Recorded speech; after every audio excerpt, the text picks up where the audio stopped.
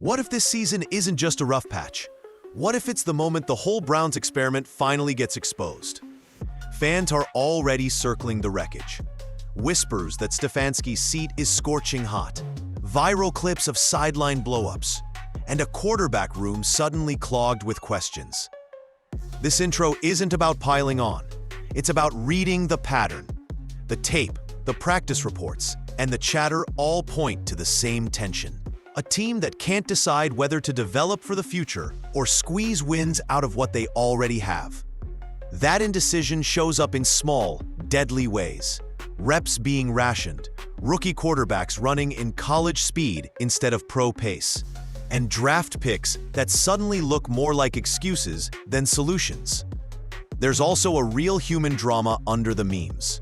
A rookie trying to process faster, a veteran or two quietly shouldering responsibility, and a coaching staff accused of playing not to lose, rather than coaching to win.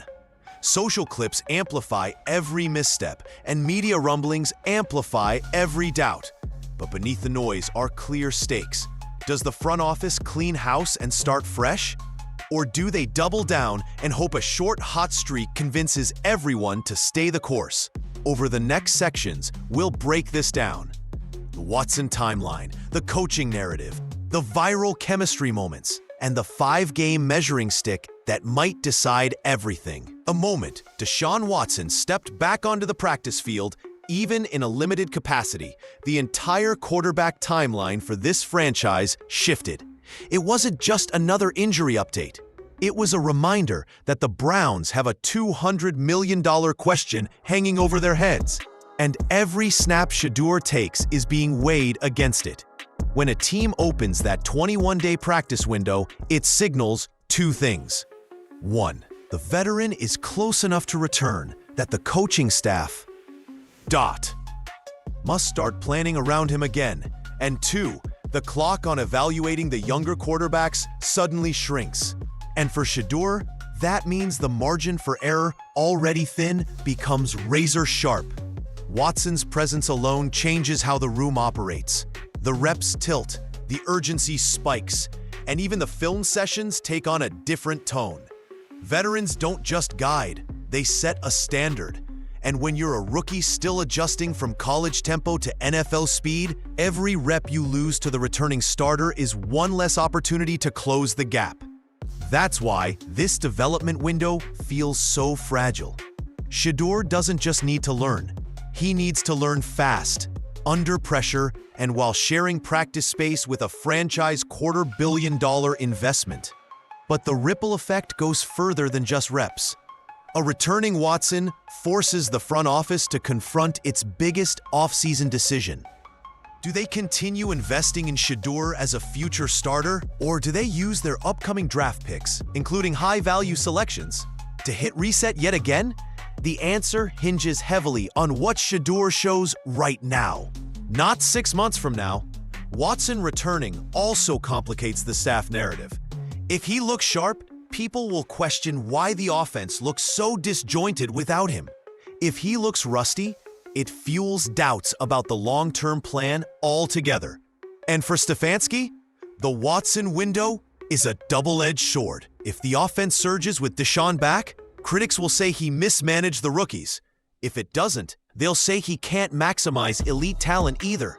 It's a no-win situation, and everyone knows it. That's why this moment feels like the hinge on which the entire season swings. The return of a quarterback who brings clarity for some, chaos for others, and pressure for absolutely everyone. But the Watson storyline is just the first tremor. The real quake is coming from the coaching office, where whispers about the future are getting louder every day.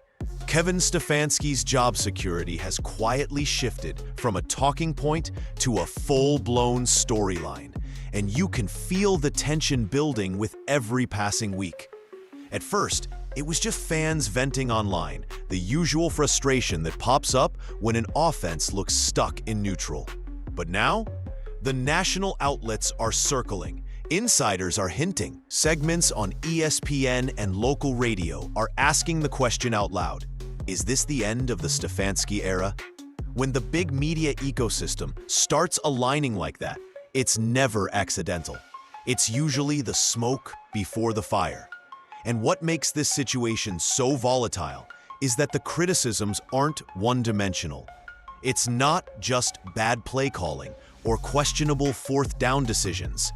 It's the deeper stuff, the developmental misfires, the weird handling of practice reps, the lack of identity on offense, and the sense that every week is about survival instead of progress.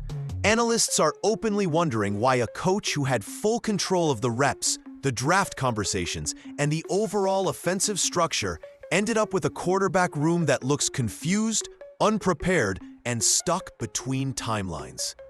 Then add in the narrative that Stefanski might already be exploring his next move, that there's a market for him if he becomes available. Whether that rumor is fully real or just strategic noise, it creates the perception that even he senses the walls closing in.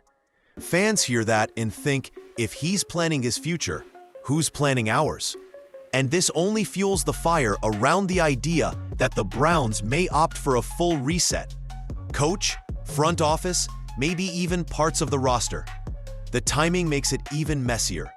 A decision like this often comes down to end-of-season momentum, but as the transcript suggests, momentum is the very thing Stefanski can't seem to generate. Every mismanaged rep, every stalled drive, every awkward press conference adds another crack to the foundation. The writing on the wall hasn't become official, but it's bold enough that everyone can read it. And the most explosive part, Stefanski's seat isn't heating up because of one bad season. It's heating up because the mistakes people are pointing to now are the same mistakes critics say he's been making for years. But job rumors are only part of the chaos. Because on the field, another storyline is going viral, and it has everything to do with chemistry, frustration, and Shedeur Sanders' development. When that sideline clip of Shedeur Sanders and Jerry Jeudy exploded across social media, it did more than spark arguments. It exposed a deeper issue simmering beneath the Browns' offense. One frustrated receiver, one rookie quarterback trying to process the field at NFL DAC speed.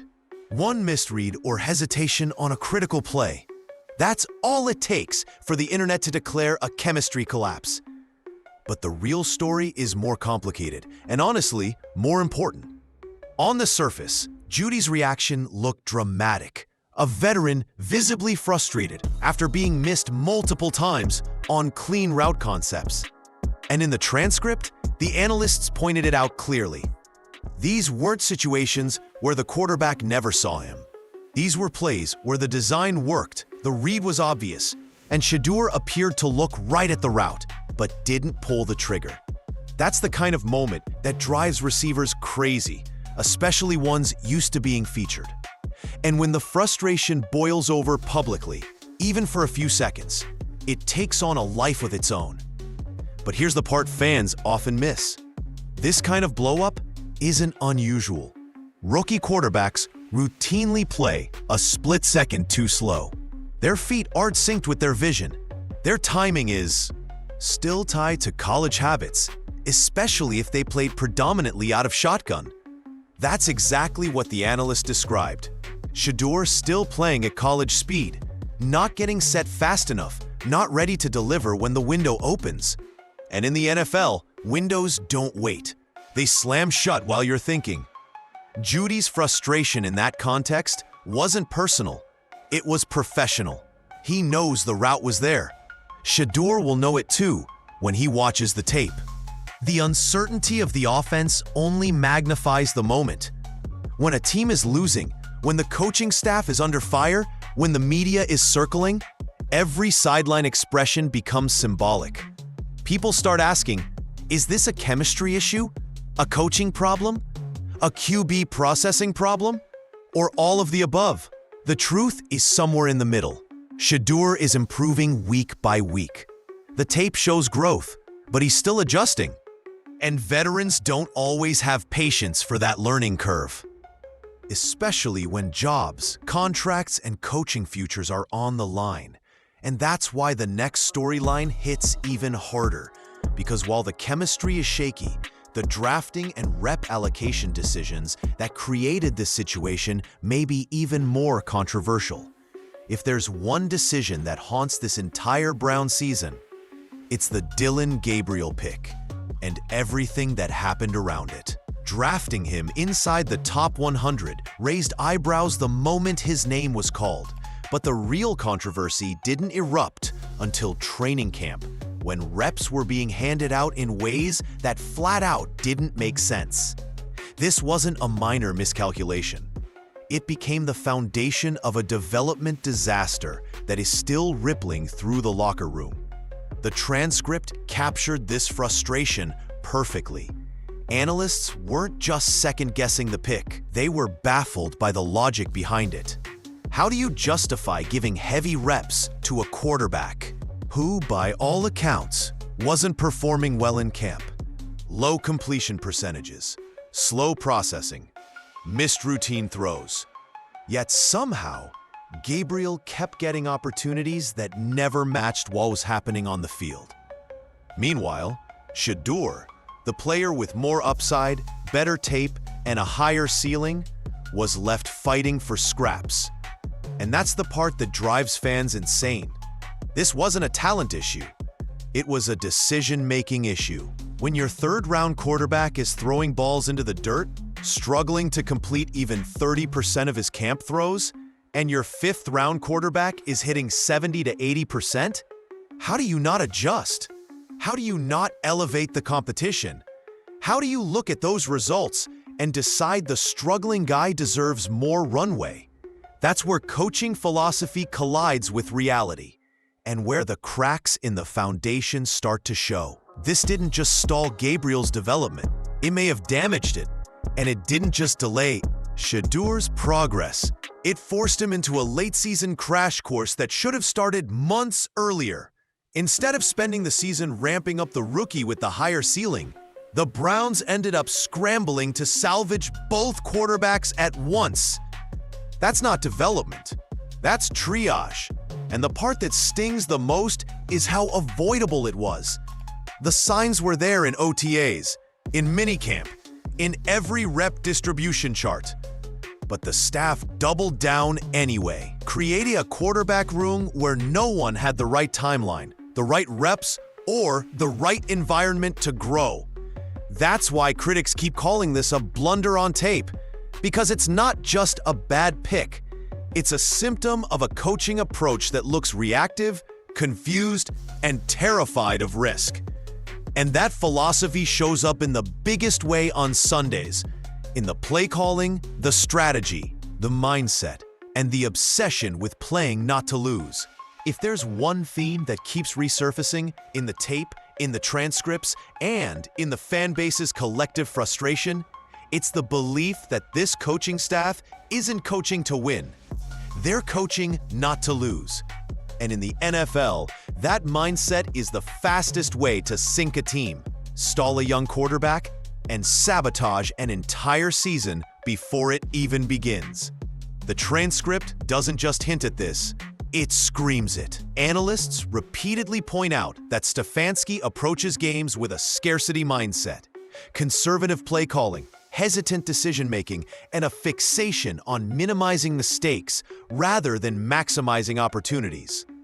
It's the kind of coaching philosophy that works only when you have a veteran roster capable of grinding out ugly wins. But when you're dealing with rookies, quarterbacks who need reps, receivers who need timing, linemen who need cohesion, playing not to lose becomes suffocating. It shrinks the offense. It shrinks confidence. And worst of all, it shrinks the very players you're supposed to be developing. Look at how this philosophy trickled into everything. The limited reps in training camp, the refusal to open up competition, the way young quarterbacks were thrown into games without sufficient preparation, and the panic-driven adjustments once the season started slipping. Instead of shaping the team around the future, Stefanski coached every week like he was trying to survive until Monday.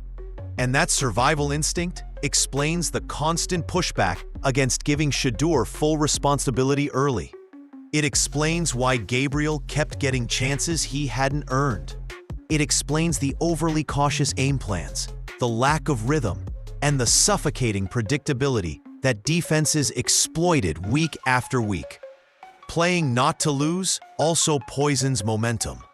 When a team senses hesitation from the top, they start to mirror it. Receivers get frustrated because the ball isn't coming out. Linemen get caught off guard because protections are late. Quarterbacks lose half a second of conviction, and in the NFL, half a second is the difference between a completion and a turnover. It's not just a strategy issue, it's psychological. It seeps into every layer of the offense. And this is why the pressure on Shedeur is suddenly sky high. Not because he isn't improving, but because he's expected to overcome a coaching philosophy that was never designed to help him succeed. He doesn't just need to play well. He needs to play so well that he forces the organization to rethink everything. Which brings us to the heart of the matter. The 5-game window that may decide his future, the franchise's future, and the entire quarterback plan moving forward.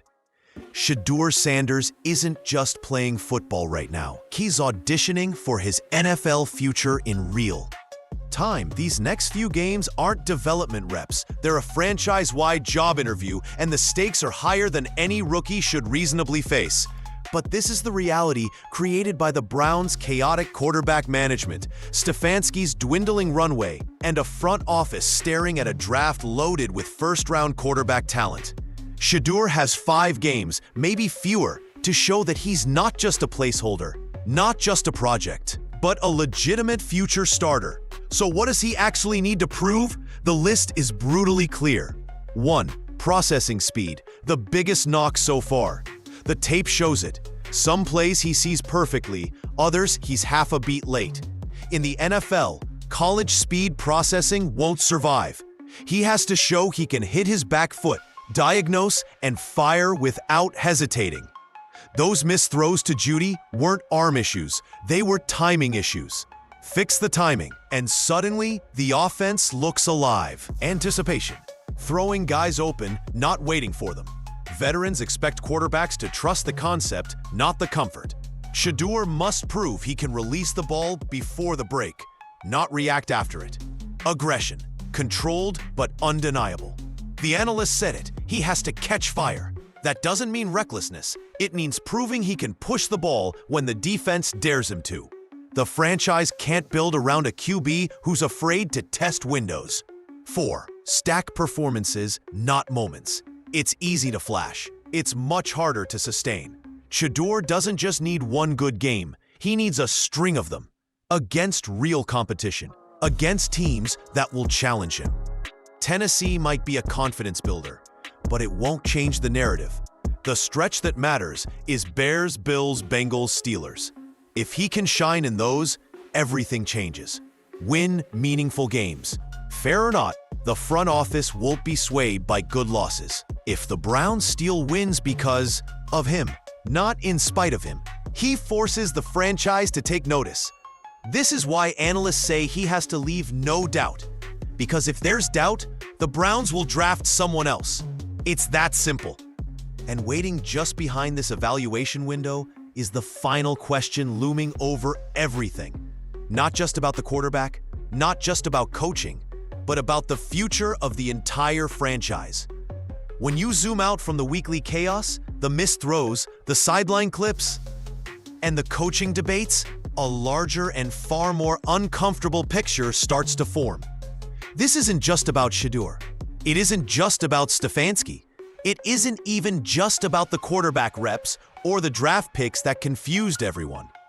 What's happening right now is a referendum on the direction of the entire Browns franchise. A moment where every weakness that stayed hidden during brief winning stretches has now been dragged into the light. The Browns are stuck between timelines. On one side, they have a massive investment in Deshaun Watson, a quarterback whose health and consistency have become unpredictable variables. On the other side, they have two rookies, one with clear upside, one with stalled development, thrown into a situation where the coaching staff doesn't seem committed to fully developing either. And floating above all of it is a front office trying to decide whether to rebuild the roster or patch it and hope something clicks. When the transcript says this is a not-for-long league, it isn't exaggerating. Young players lose momentum. Coaches lose trust. Organizations lose direction when they try to live in two futures at once. And that's exactly where the Browns are right now, torn between salvaging the present and preparing for the future. Stefanski's decisions all season reflect a man coaching for survival, conservative reps, risk-averse game plans, and an unwillingness to disrupt the depth chart even when obvious signs said it was time. That mindset doesn't just affect play calling, it affects the growth of every young player on the field. Analysts in the transcript warned that the Browns may be wasting two rookies at the same time, a catastrophic outcome for a franchise already strapped for draft capital. Which leads to the harsh truth. If the Browns clean house, and all signs point in that direction, the new regime will not care about old decisions. They won't inherit loyalty to Stefanski's draft picks, rep allocations, or slow burn development philosophy. They will come in looking for their quarterback, their system, their identity. If Shedeur wants to survive that reset, he has to show he's worth building around right now, not someday. Because someday doesn't exist in the NFL, only what you show today. And that brings us to the final layer of this entire story. How all these threads come together into one defining question about where the Browns go from here.